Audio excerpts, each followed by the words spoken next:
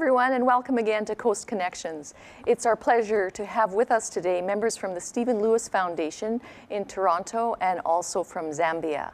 We're going to be talking tonight about the grandmothers' movement to end AIDS in Africa and the amazing resilience and strength and international cooperation that was generated from one of the worst pandemics that we've seen on this planet in the last 2 centuries. At the height of the AIDS pandemic, 20 to 30% of the sub-Saharan African population of adults had been infected with this horrible disease, leaving almost 12.3 million orphan children in the hands of their grandmothers to be raised. Tonight we're going to talk about the good news side of that as well as the tragic side of it.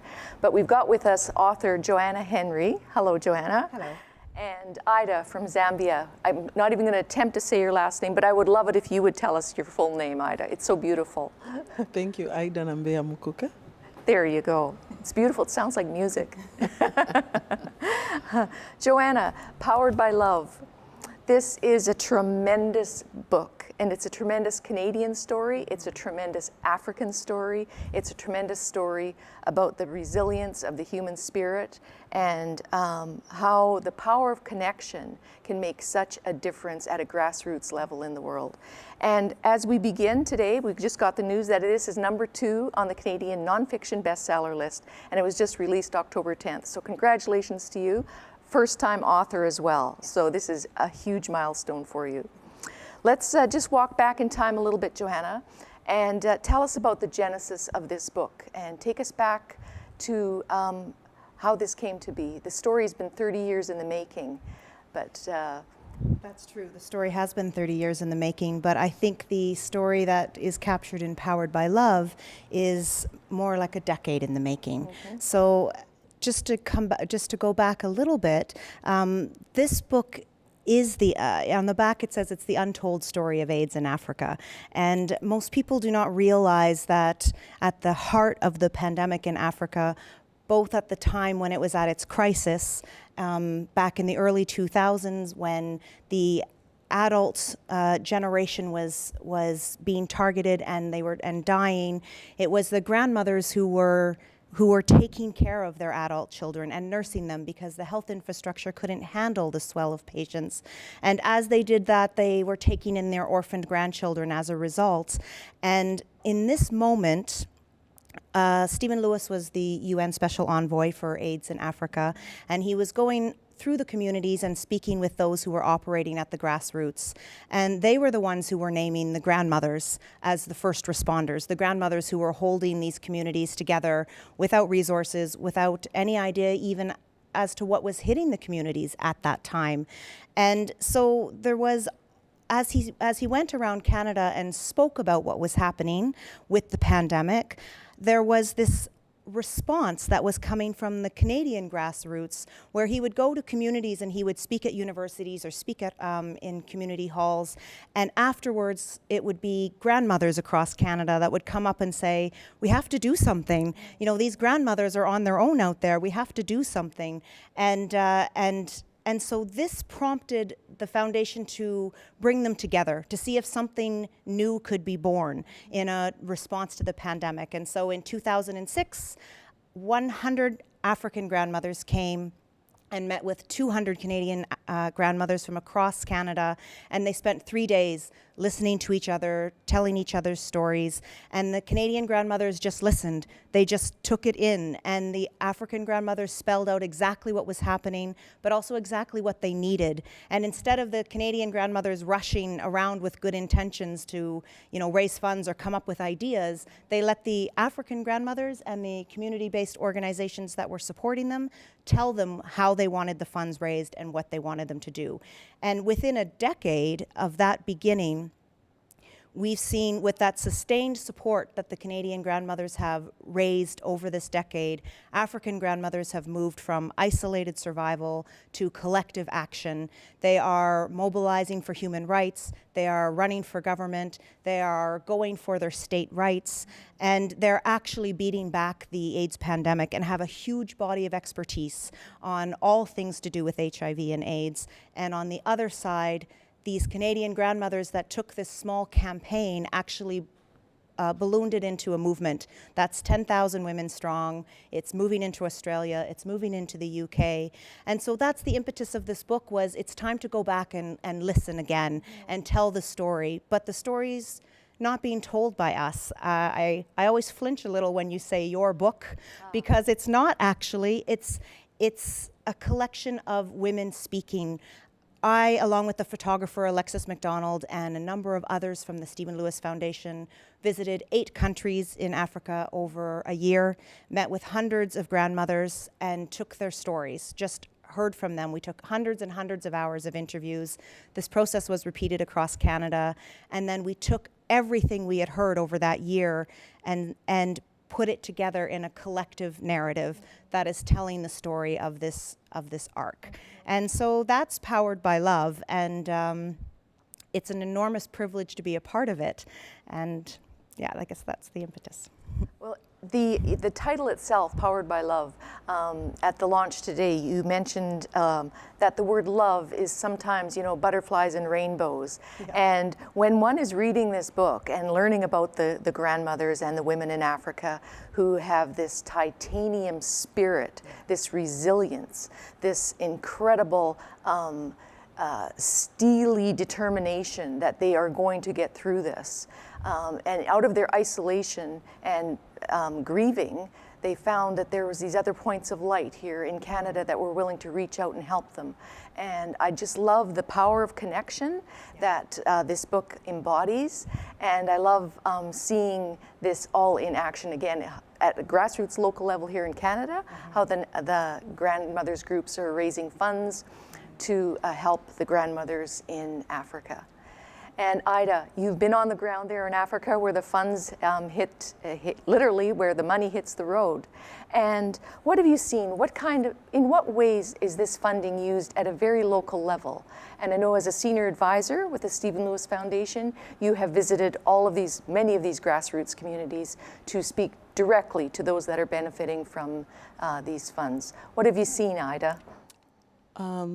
Thank you. I would say that I'll start by saying that for me, this book is a journey I've lived. I live with HIV, and I've lost 2 of my loved ones. I lost my brother and my husband in 1 year, barely 6 months. And it's an experience I've gone through. It's part of my journey. And when I started working for the Stephen Lewis Foundation as the field rep, visiting the 15 countries and going to see what was happening.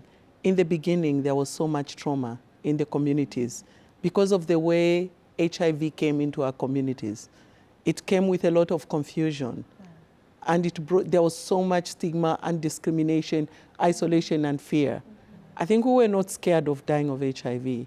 So was our parents, the grandmothers, but what society at that time described HIV is what made matters worse. Now, when we started going onto the ground, grandmothers were actually stigmatized and discriminated. They were blamed that they were not good parents. Why did they have to let their 10 children die, for example? I've been to communities where a grandmother has lost 10 children, 5 children, 6 children, and remained to raise the children. And so community was like, it's their fault. They should have talked to their children. And so when the Stephen Lewis Foundation began the grandmother to grandmother campaign, started to raise funds to take to the foundation to send to these communities. In the first place, in the early beginning, for me, as a person living with HIV and AIDS, I was like, wow, do we have hope? Are we going to move on? Because what grandmothers did at the time was cry when they talked about their children, and they didn't know what to do with all these grandchildren that they remained behind.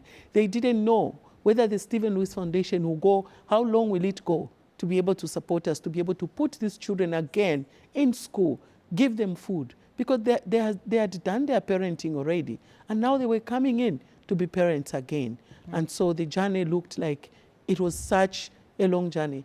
But what has really come out of this is that within 10 years, of the grandmother to grandmother campaign, of the grandmothers in Canada doing all sorts of activities and raising the funds, everything has changed on the ground. Today we are seeing that grandmothers are not so much traumatized. They've even acquired skills. When trauma came, they were just crying for their children. And now they've been able to do counseling. They're able to be involved in income-generating activities. They are not just waiting for the money from Canada, but they are also able to do a garden so that I can do tomatoes. Before it was not possible because you're losing a child after another and you don't have time. And every time I came to Canada, people were like, they don't even have like space. They're in villages, they can't do anything. There was so much stress. But now there's money going to the ground. Children are put in school. Children are eating. Grandmothers feel relieved. And they are able to do something to support their grandchildren. And so it's been amazing. And I've been there, like I'm a witness to this Powered by Love. Because I've gone there, seeing grandmothers cry, and I've gone there, seeing the same grandmothers who are crying become community leaders in their own communities. And for me, I feel very good. As a woman living with this disease, I feel very proud about what the Canadian grandmothers have done, and even our grandmothers in our communities, because they are a huge strength. They are the people who are making porridge for their children when they were dying. They are the people who are burying those children. They are the people who thought we should step in and help these children. And so really the Powered by Love is a true testimony of what has happened in Africa, and it's a good history, I think. Thank you, Ida. Thank you. And how are you doing with your HIV/AIDS? Sitting here today, you look very healthy and robust. And where are you in that journey? I want to say that I'm very healthy. Right now, my HIV is undetectable, and I've achieved some of the goals that I wanted to achieve in life. I was left to raise my 2 daughters. When my husband died and when my brother died, my children were 4 years and 2 years old. And I sit here as a proud mom that has actually raised a lawyer. My daughter just graduated as a lawyer at the University of Zambia in Zambia. And I feel so proud about that. And my other daughter is doing development studies. And so this is what it was. We had goals. Even though I'm a woman living with HIV, despite all the stigma, the discrimination, everything we went through, we had goals in life. We wanted to go to school. We wanted to have the skills to be able to support the children that remained behind. So was the grandmothers. We all had the same goal. And so when we see that we are able to achieve these goals, I always tell people right now that, no matter how healthy I am, even though today I have an infection that is going to say, Ida, today it's time. AIDS wants to take you. I will be a proud mom. That I leave behind the children that will contribute productively to the development of their country, Zambia. And so that's where we are. The grandmothers are also feeling the same right now. And even though we still say we still have challenges, we cannot sit here and say, oh, this book says it all. And we are celebrating, we are done. We are not done. We still have some challenges that we definitely have to work on. But we are happy. The book tells us where we are and the celebrations. And so we are happy. Thank you, Ida. Thank you so much. And congratulations on the empowerment that you've passed on to your daughters as well. And you're just an inspiration, and it's very humbling to sit with you and hear your story. I think you're beautiful. Thank you. I feel good to be a mother of a lawyer, though. Yes, that's a very proud moment. Now, the orphans now, Joanna, some of them are, getting a little older now, these children, and it's new challenges. Like now the grandmothers are raising, teenagers and young adults too. So one might think that a lot of this aid has come through and we've gotten through the hump here, but that's not the case. This story tells where we're at right now, but we can't lose momentum on this trajectory that we're in right now. So talk to us a little bit about that, about where we're going with the grandmothers movement and that what still needs to be done.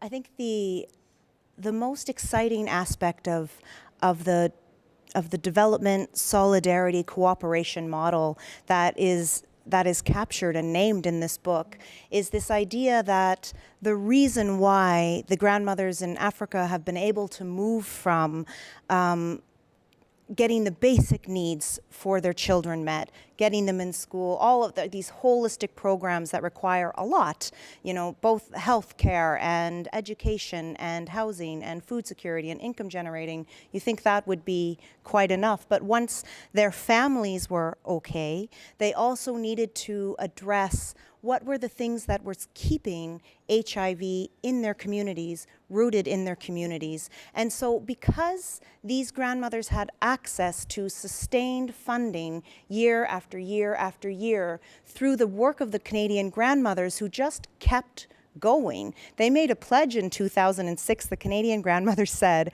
"We will not rest until you can rest." And the African grandmothers didn't believe them, right? They were kind of like, "No, there's no way these women in Canada with their, with their lives, they'll forget us after a while. It's difficult." And this story of how, it's interesting because Nanaimo has one of the earliest groups of grandmothers. The Nango Grannies are an astonishing success story. They were one of the grandmother groups that started before the campaign. They were one of the early groups that just heard Stephen Lewis and created a group in response and said, let's phone the foundation and tell them we're doing this. And so you're quite right. As the children grow, their needs change. The other model of the Grandmothers Campaign is we will raise the funds as you asked us to. We will mobilize the funds and we will amplify your voices, but we are never going to speak for you, and we're never going to come up with ideas around what you should do with the money. There will be no strings attached, which means the grandmothers are allowed to decide their evolving needs. So as their needs are met, their basic needs are met, they then turn to basic rights. And there was funding for that. There's no other funding in the world that I know of for African grandmother advocacy, but there it is. And when their children turn to become teens and they need vocational training or different types of emotional support and counseling for what comes up with the trauma as a teen, there it is, they can create programs in the moment. But as you can imagine, this momentum is growing. It's not static. They have service needs, they have advocacy needs, and they're also needing to pull in all of the other women and grandmothers who aren't being met. So this is like a snowball rolling, and it's the change now is palpable. It's really exciting what's starting to happen. Grandmothers are running for office. The Ugandan government has just introduced a minister for the aged who has to deal with elderly issues. That's because of these grandmothers. So I think the idea is as the children change, as things change, as the grandmothers' needs change, they're allowed to figure out whatever it is they need to do. And that's why the campaign needs to keep growing and moving with them. I think that's what's so unique about this movement is it's sort of turned that development model on its head. Yeah. And you're going straight to people like Ida and saying, what is it you need? We'll provide you that because your needs are going to be unique for your community, not necessarily for your country or your area. It's going to be your unique needs and how can you best put this money to use? So that's a tremendous new model that I think is going to be, adopted by other It's a new model, but it's not rocket science, right? It makes complete sense. It's this fundamental flaw in development, which says those who own the money have the power to make the decisions. It makes no sense. It's just this idea that the thing I love about the Grandmothers Campaign is that at no time does good intentions get to trump your impact. It's always your impact, and how they got there matters as much as the money they raised. It's not just about it's $27 million these grandmothers have sent directly to grassroots organizations. But it's not just the money, it's the how. And it's the idea that we will always be led, we are always doing our work. We are looking at how development has been a very negative influence in Africa. To borrow a term from one of your Nango grannies, she said, you have to be careful when you do this work. You have to do your own work because Africa is a continent that has been pulverized by capitalism, colonialism, and conversions. And so if you're going to do your work, do it. Make sure that this is a real solidarity, equity model. And these older women are leading the way and showing us how it can be done. It's tremendous. And it's gone from isolation to leadership. Yeah. And this is just such a beautiful, beautiful story that has that you've brought to the world here. And it's a real, I think, a really wonderful legacy too of Stephen Lewis and the work that he did in the, in the early 2000s to bring attention to this issue. And it was sort of met by kind of lukewarm ears to start with until the grandmothers got a hold of it and then added some jet fuel to the fire. And this is just, it's tremendous. Now, so a local group, a local grandmothers group is fundraising, doing various things, art auctions, car washes, I mean, there's just galas, events, a bike ride that they did here on the island. That's the photo shows all the grandmothers on the island rode, what, 500 kilometers or so around the island, raised about $70,000. So that money shows up at the local groups. How is the money, is it all sent to the Stephen Lewis Foundation, or how does that work? How does that model work? Yeah, the money is sent to the Stephen Lewis Foundation. And as you know, we have the Stephen Lewis Foundation supports 15 countries. And so in all these 15 countries, we have probably more than 20 projects in each country. And so they have to split that money. It's not like all that money will go there, but each project has its needs. As you know, that the foundation is a foundation that listens from what people want. The experts are on the ground. So the grassroots organization that are working with these grandmothers are the ones that the foundation has to listen to. And it's the grandmothers themselves in turn that have to actually tell their organizations, this is what we need. This is what we think we need. And they have to ask for, they will have to send the budget to the foundation, and then the foundation in turn has to send the money on the ground. For example, I think I'll go back on the issue of children that you talked about. You know, the issue is quite complicated. We're talking of children that, you know, just lost their parents and had to see their grandmothers come in, because this thing happened so fast in some situations where the mother dies probably this month, the following month the father dies. And when that happened, those children saw their grandmothers as totally new people in their lives. And there was need to bring these two people to accept each other. And so counseling was that. And I always tell people that in Africa, we didn't have counseling. We didn't know what counseling was all about. And HIV and AIDS had to bring us close to what counseling is. And this is where now the grassroots organizations started coming up with, you know, the trainings for counseling. How do we talk to these children? How do we talk to these grandmothers so that these grandmothers can be able to accept? And not only did the orphans remain just like that, but that they remained also infected. Some of the children were infected by HIV and AIDS. And as they grew up, it's the grandmothers that noticed that these children are not growing. They're always sick. And they are the people actually that have directed the research, because then they went to the hospital and said, my children died, but these children are not growing. In one household, you find that there are 4 children living with HIV, and maybe 4 are negative. And so the drugs started. They had to talk to these grandmothers. These are children, start giving them drugs. Once they started giving them drugs and they started getting better, the grandmothers thought they were done. But they were not done. Now you're talking of teenagers right now. How is this happening? Now the grandmothers are being questioned by the grandchildren. Why do you give me drugs every day? Why do I have to take drugs every day? It is a trauma again and stress to the grandmothers. They go back to the grassroots organization and say, now this is what my grandchildren are saying.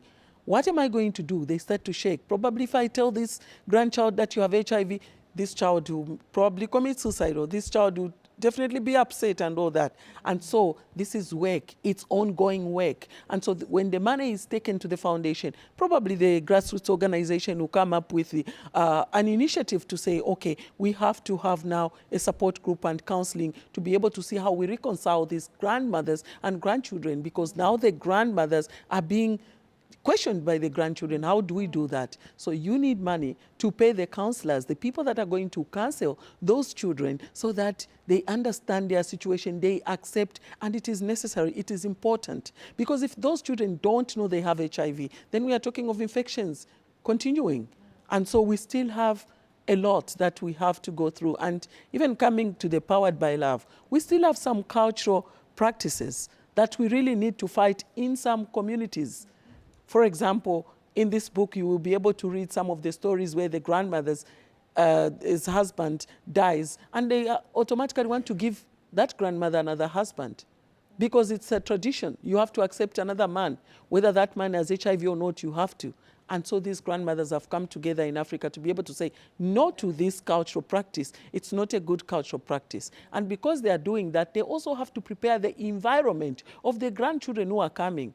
If we don't work on such cultural practices, then those grandchildren who grow up to find those environments, and they will be infected, and our work will be jeopardized. So we really want to make sure this campaign is continuing. As Joanna says, I always reflect it back to the Canadian grandmothers. You said you will not rest until your sisters in Africa rest.